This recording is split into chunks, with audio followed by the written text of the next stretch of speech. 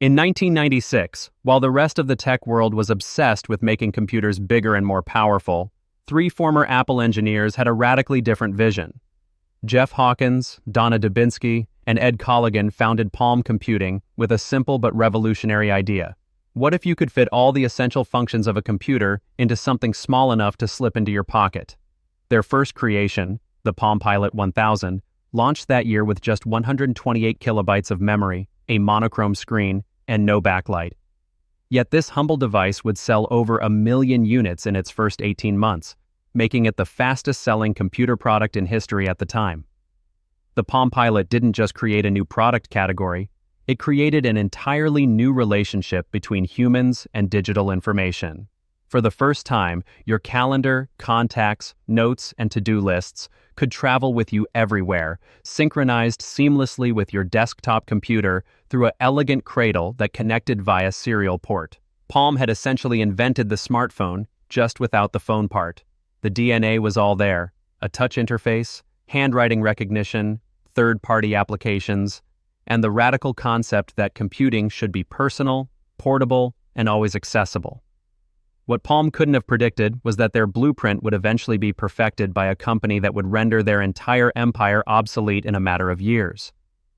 The genius of Palm wasn't just in miniaturizing computing power, it was in reimagining how humans should interact with digital devices. Jeff Hawkins, the visionary behind the Palm Pilot, spent months carrying around a block of wood in his pocket, pretending to check appointments and take notes, refining his concept of what a handheld computer should feel like.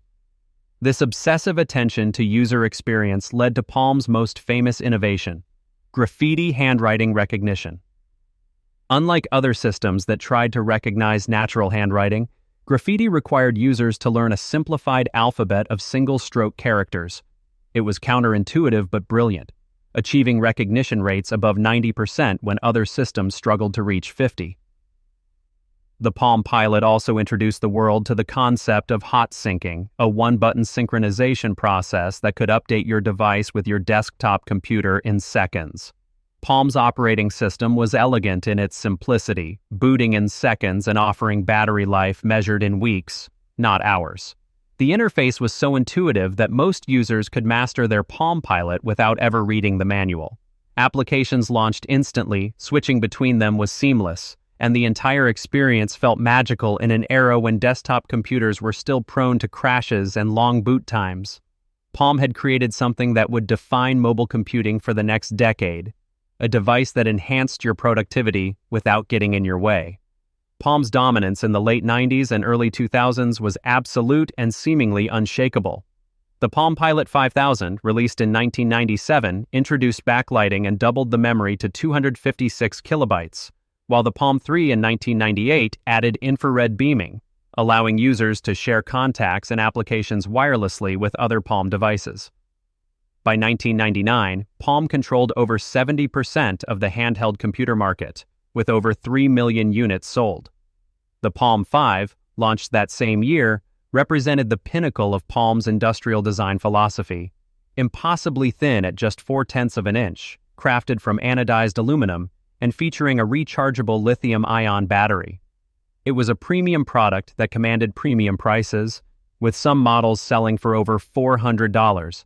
Palm had successfully created an entire ecosystem around their platform, with thousands of third-party applications available for everything from expense tracking to games to medical references.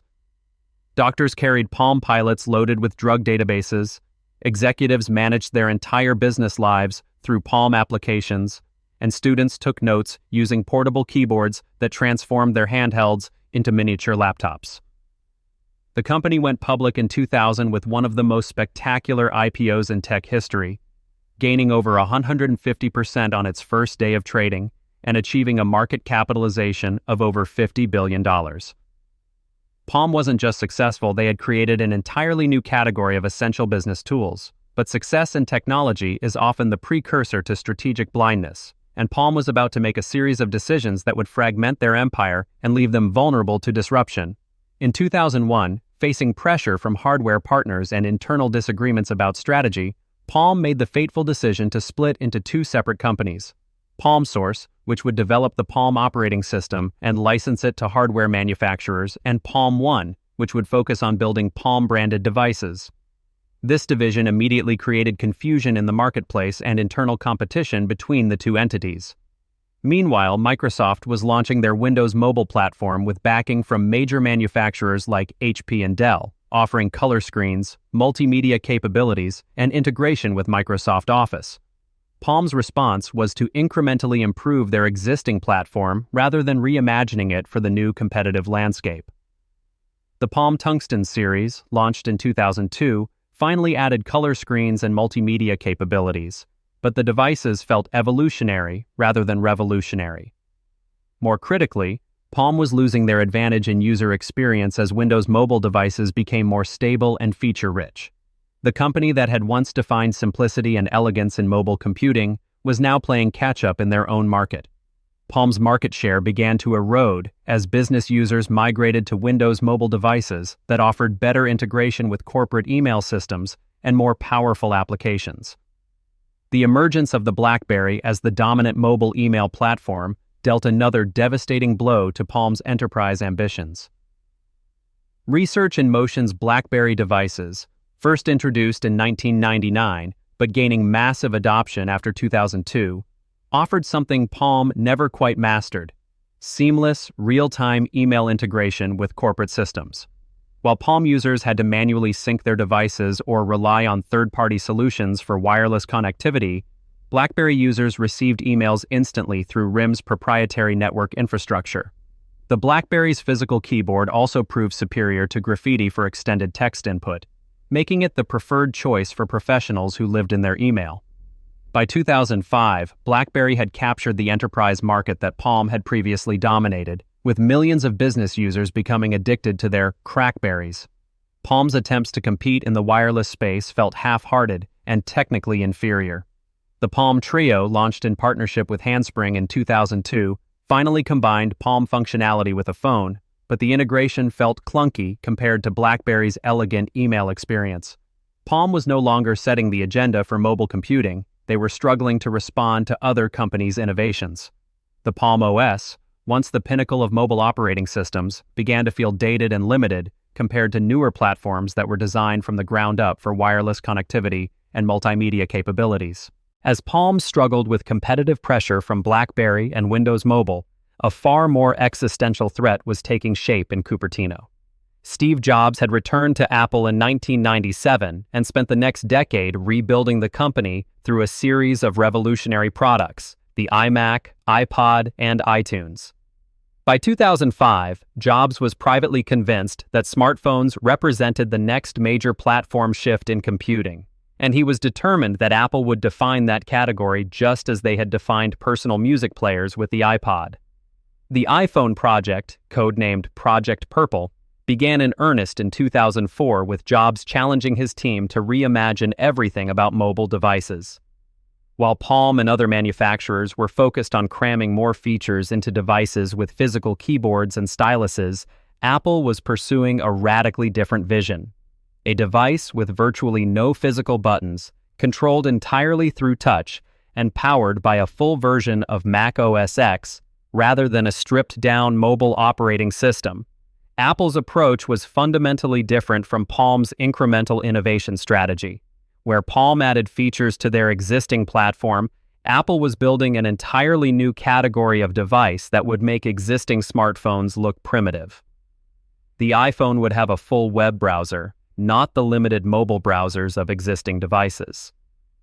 It would have a true operating system capable of running desktop-class applications, not the simple apps of Palm OS. Most importantly, it would have an interface so intuitive that users wouldn't need to learn Graffiti or carry a stylus. Their fingers would be the only input device they'd need. When Steve Jobs took the stage at the Macworld Conference and Expo on January 9, 2007, to introduce the iPhone, he didn't just announce a new product, he delivered a eulogy for an entire generation of mobile devices. Today, we're introducing 3 revolutionary products, Jobs announced with his characteristic showmanship. The first one is a widescreen iPod with touch controls. The second is a revolutionary mobile phone. And the third is a breakthrough internet communications device. These are not three separate devices. This is one device, and we are calling it iPhone. In the span of 90 minutes, Jobs systematically dismantled every assumption about what a mobile device should be and how users should interact with it. He demonstrated how the iPhone's multi-touch interface made styluses obsolete, how its full Safari web browser made mobile web browsing actually usable, and how its visual voicemail system made traditional voicemail seem archaic. Most devastatingly for Palm, Jobs showed how the iPhone's elegant finger-based interface made graffiti and physical keyboards seem like relics from a bygone era.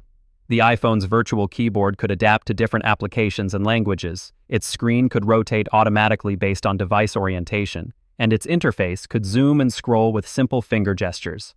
Palm's signature innovation, graffiti handwriting recognition, suddenly looked not just outdated but absurd. Why would users want to learn a special alphabet when they could simply touch what they wanted directly on screen? The iPhone's impact on Palm was immediate and catastrophic, even though the device wouldn't ship for another 6 months after Jobs' announcement. Palm's stock price dropped 25% in the days following the iPhone introduction, as investors recognized that Apple had just obsoleted an entire generation of mobile devices. Palm CEO Ed Colligan's response revealed just how completely the company misunderstood the threat they were facing. "We've learned and struggled for a few years here figuring out how to make a decent phone," Colligan told USA Today. "PC guys are not going to just figure this out, they're not going to just walk in." This dismissive attitude toward Apple's entry into the mobile space would prove to be one of the most spectacularly wrong predictions in tech history. When the iPhone launched on June 29, 2007, it sold 270,000 units in its first weekend, despite costing $600 and being available exclusively on AT&T.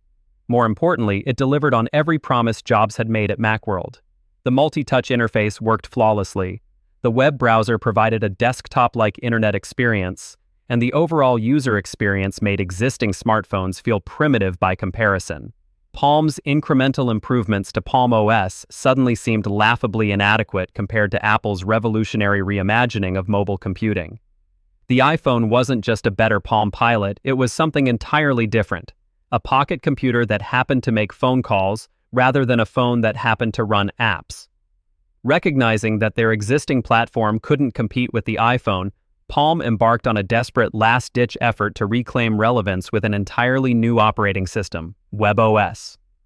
Launched in 2009 on the Palm Pre, WebOS was genuinely innovative in ways that even Apple would later adopt. The operating system introduced true multitasking with an elegant card-based interface that let users switch between running applications by flicking through virtual cards. WebOS pioneered the concept of universal search, allowing users to find information across applications and the web from a single search interface. The platform's notification system was sophisticated and unobtrusive, displaying alerts without interrupting the user's current task. Most impressively, WebOS introduced Synergy, a system that automatically aggregated contact information from multiple sources like Facebook, Google, and corporate directories into unified profiles. The Palm Pre itself was a well-designed device with a slide-out physical keyboard, a curved back that felt comfortable in the hand, and wireless charging through an optional TechTombstone dock. In many ways, WebOS was technically superior to the iPhone's iOS, offering capabilities that Apple wouldn't introduce for several more years. Palm's marketing campaign emphasized these innovations with the tagline, "Simply Everything," positioning the Pre as a more sophisticated alternative to the iPhone for users who wanted true multitasking and better integration of their digital lives.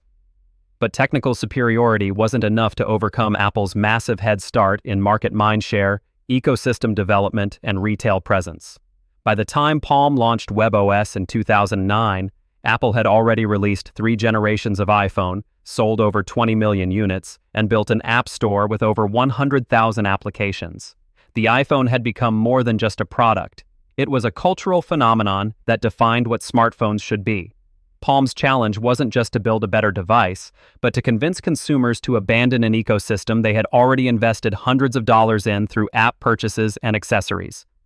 The Palm Pre launched exclusively on Sprint, a distant third-place carrier in the US market, limiting its potential audience compared to the iPhone's availability on AT&T and later Verizon. More critically, WebOS launched with fewer than 30 applications compared to the iPhone's vast app ecosystem. Developers, seeing the iPhone's massive success and revenue potential, had little incentive to invest time in learning WebOS development when iOS offered a much larger market opportunity. Palm's marketing budget couldn't match Apple's massive advertising campaigns, and the company lacked Apple's network of retail stores where customers could experience the pre firsthand. Despite positive reviews from technology journalists who appreciated WebOS's innovations, the Palm Pre sold fewer than 1 million units in its first year, a fraction of iPhone sales in the same period.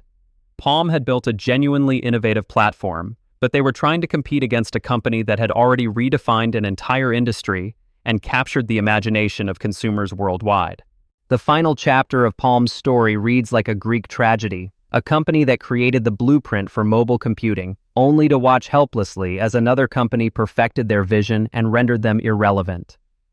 Despite the technical merits of WebOS, Palm's financial situation became increasingly desperate as pre-sales failed to meet expectations. The company burned through cash developing new WebOS devices like the Palm Pixie and Palm Pre Plus, but none could gain significant market traction against the iPhone and Google's rapidly growing Android ecosystem. In April 2010, just 1 year after launching WebOS with such promise, Palm put itself up for sale. HP purchased the company for $1.2 billion, ostensibly to integrate WebOS into their computer and tablet products. But HP's stewardship of WebOS proved even more disastrous than Palm's final years. After launching the failed HP touchpad tablet in 2011, HP discontinued all WebOS devices just 49 days later, effectively ending Palm's legacy forever.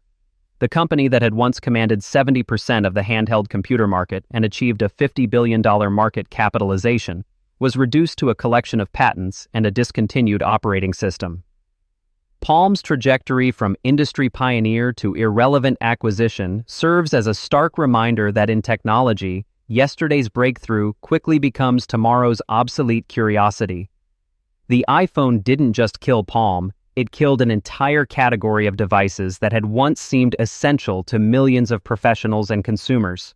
Today, Palm is remembered not for their innovations in mobile computing, but as a cautionary tale about the dangers of incremental thinking in an industry where revolutionary change can emerge from unexpected directions and render established players extinct almost overnight.